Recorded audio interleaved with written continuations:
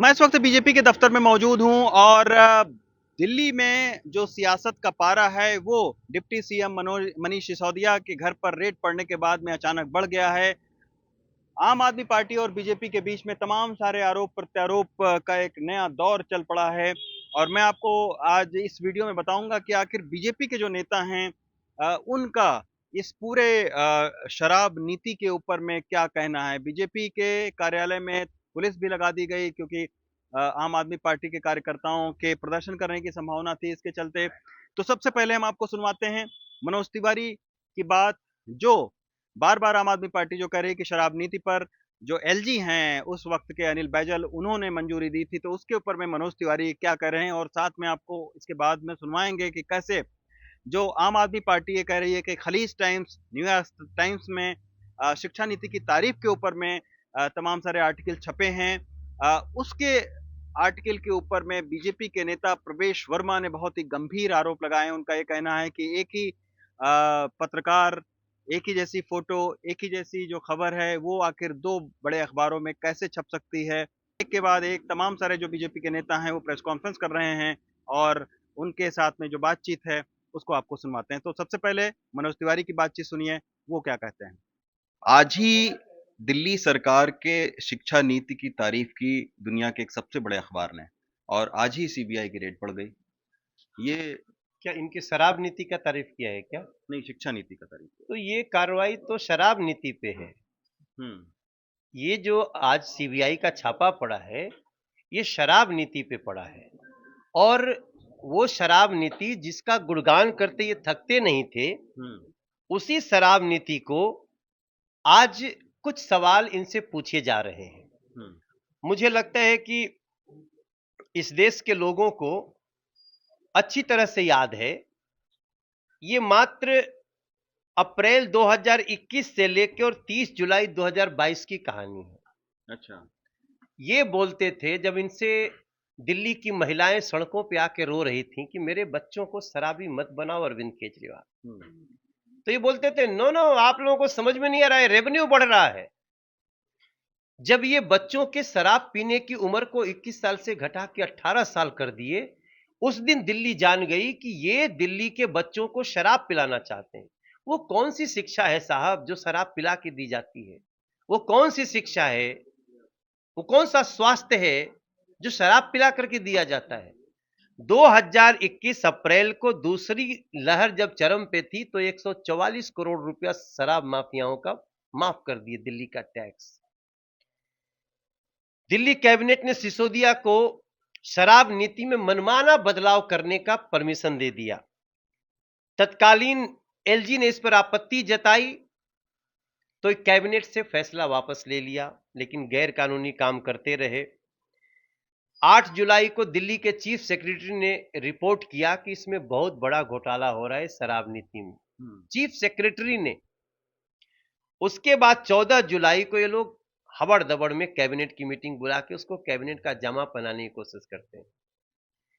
तब जाके एलजी साहब ने 22 जुलाई 2022 को इसमें सीबीआई इंक्वायरी सिफारिश कर दी, और जैसे ही सीबीआई इंक्वायरी सिफारिश होती है, ये 30 जुलाई को पूरी शराब नीति को वापस ले लेते हैं। तो सर, आपके जो बैजल साहब थे वो आखिर साल भर तक क्या करते रहे? यहां भाई आम मैंने आदमी आपको पार्टी का आरोप बताया, है कि आपके मैंने बीजेपी के बैजल साहब थे, मतलब कि एलजी, वो क्या करते रहे एक साल तक? मैंने आपको उन्होंने क्यों नहीं बताया रोकी? कि मई 2021 में जब एलजी ने इस पर आपत्ति जताई, हम्म।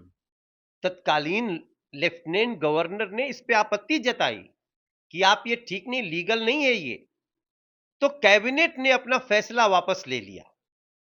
पर जो शराब माफियाओं को फायदा पहुंचाने वाले निर्णय थे वो ले रहे थे ये, तो एलजी क्या करेंगे? एलजी तो यही सर, कर सकते हैं ना। ट्रांसफर तक में एलजी का रोल सामने आ चुका है कि ट्रांसफर तक रोक चुके हैं। ये शराब माफिया इतनी बड़ी नीति को एलजी ने केवल आपत्ति जताई और रोकी नहीं, ये बड़ा गले से नहीं उतर रहा है। नहीं, एलजी ने आपत्ति जताई है, hmm. It's on record. Manoj Tiwari के कहने से नहीं होगा, ये ऑन रिकॉर्ड है कि एलजी ने आपत्ति जताई और उसी के आधार पे एलजी ने सिफारिश की, सीबीआई इंक्वायरी की। लेकिन जैसे सीबीआई इंक्वायरी होती है, पूरा जिसका गुणगान करते थे कि न्यूयॉर्क टाइम्स भी हमारी शराब नीति की गुणगान कर रहा है, ऐसा बोले, तुरंत अपना वापस ले लिए। उसी दिन पता चल गया कि ये एक बहुत बड़ा घोटाला है।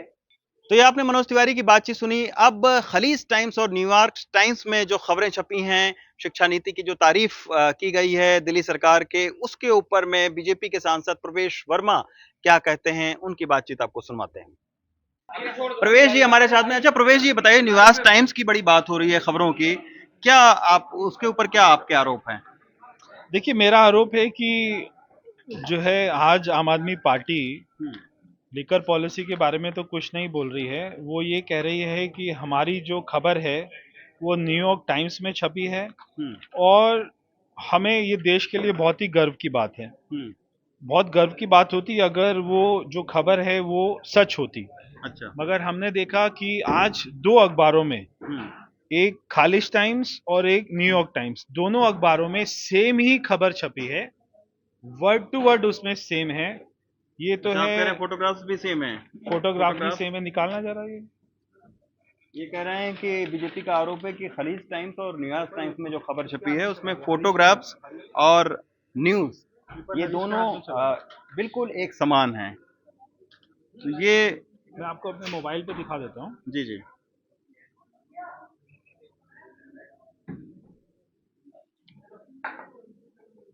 ये है न्यूयॉर्क टाइम्स की खबर जी। और ये है खालिज टाइम्स की खबर। अच्छा। इसमें वर्ड टू वर्ड जहां से स्टार्ट होता है प्रदीप प्रदीप पासवान, अच्छा, ये दोनों खबरें हैं। ये है। तो इसमें जहां से ये स्टोरी स्टार्ट हो रही है वहीं से ये स्टोरी स्टार्ट हो रही है। जो पिक्चर ये मनीष सिसोदिया की देखिए, जो पिक्चर इसमें है वही पिक्चर इसमें है। और ये वो व्यक्ति है मनीष सिसोदिया के साथ में दिनेश अरोड़ा, जो इनका सारा पैसा कलेक्शन करता था, पैसे का कलेक्शन करता था। अच्छा। ये जैसी सीबीआई को जांच स्टार्ट हुई है, ये अपना देश छोड़कर चला गया है। तो ये लोगों ने, और ये अपना फोटो आपको कहीं नहीं मिलेगी सोशल मीडिया पर, क्योंकि इस फोटो को डिलीट कर दिया गया है। तो आपने फोटो डिलीट क्यों करी? ये देश छोड़कर क्यों भागा? ओबराय होटल में क्या होता था?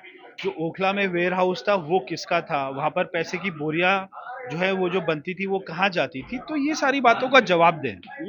स्वास्थ्य मंत्री पहले ही जेल में हैं उनके, आज फिर सीबीआई की रेड पड़ गई, जबकि वो कह रहे हैं कट्टर ईमानदार हैं वो। देखो भैया बात सुनो, ये अखबारों के आर्टिकल ना तो मैंने पढ़ा, लेकिन ये अखबारों के और टेलीविज़न के अंदर जो प्रचार प्रसार ये कर रहे हैं पिछले कई सालों से, कितने हज़ारों सैकड़ों करोड़ रुपया खर्चा करके, उसके बारे में तो मुझे कुछ कमेंट करना नहीं, मैंने किसी आर्टिकल को पढ़ा भी नहीं। लेकिन जो शिक्षा की जो ज़मीन पे व्यवस्था है उसको मैं अच्छी तरीके से जानता हूँ। आज शिक्षा की उस चरमराई हुई व्यवस्था और उसके बारे में क्या छपाया क्या नहीं छपाया उसको डिस्कस करने का विषय नहीं है।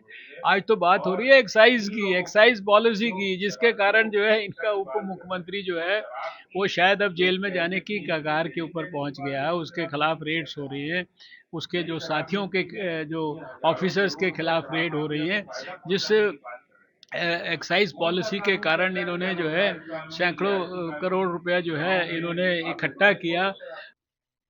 तो ये आपने बीजेपी के नेताओं की बातचीत सुनी कि उनका आम आदमी पार्टी के ऊपर में क्या आरोप है, लेकिन निश्चित तौर पर जो दिल्ली की राजनीति है उसमें एक बहुत ही गर्मा गर्मी भरा मौसम ये चल रहा है।